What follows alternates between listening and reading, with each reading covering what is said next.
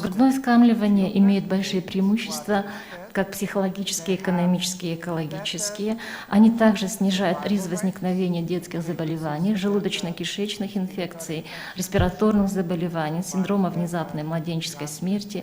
Грудное вскармливание имеет защитный эффект, отражающийся на распространении неинфекционных заболеваний, особенно ожирения, сердечно-сосудистых заболеваний, диабета и так далее. Оптимальным выбором, особенно в таких тяжелых климатических условиях, при холодном климате и на крайнем севере, является, конечно, выбор материнского молока. Без сомнения, грудное вскармливание – единственное правильно, оптимальное вскармливание при тяжелых климатических условиях, как при холоде, так и при экстремальной жаре. Научные показатели говорят о том, что грудное вскармливание – хороший выбор как в климатических условиях крайнего севера, как Якутия, так и в Мозамбике, где очень жарко и экстремально холодно, жарко.